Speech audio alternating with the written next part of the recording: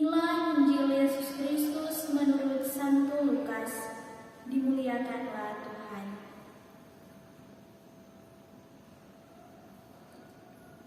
Beberapa waktu kemudian, berangkatlah Maria dan langsung berjalan ke pegunungan menuju sebuah kota di Yehuda.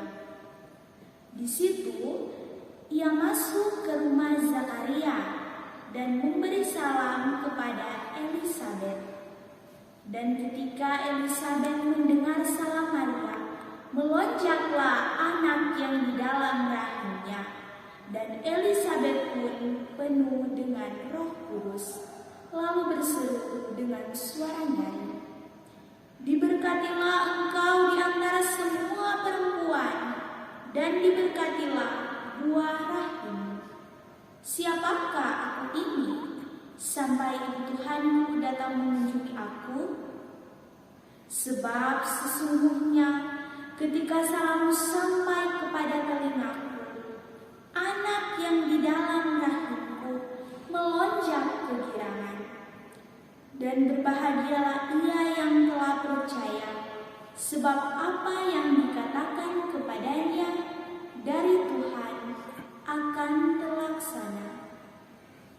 Lalu kata Maria, "Jiwaku memuliakan Tuhan, dan hatiku bergembira karena Allah Juru Selamatku, sebab Ia telah memperlihatkan kerendahan hamba-Nya. Sesungguhnya mulai dari sekarang segala keturunan akan menyebut aku berbahagia, karena Yang Maha Kuasa telah melakukan perbuatan-perbuatan besar kepadaku, dan namanya adalah Kudus. Dan rahmat-Nya turun-temurun atas orang-orang yang takut akan Dia. Ia memperlihatkan kuasa-Nya dengan perbuatan tangan-Nya, dan mencerai-beraikan orang-orang yang congkak hatinya. Ia menurunkan orang-orang yang berkuasa dari takhta-Nya, dan meninggikan orang-orang yang rendah. Ia melimpahkan segala yang baik kepada orang yang lapar, dan menyuruh orang kaya pergi dengan tangan hampa.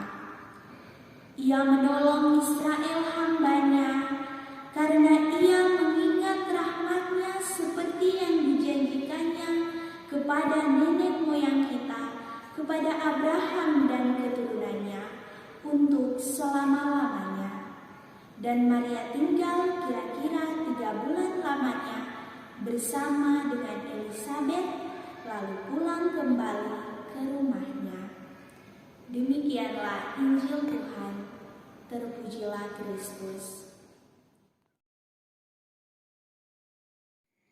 Teman-teman, sobat misioner yang saya kasihi dalam Tuhan kita Yesus Kristus, bacaan yang kita dengarkan tadi menceritakan tentang kisah Maria mengunjungi Elisabet.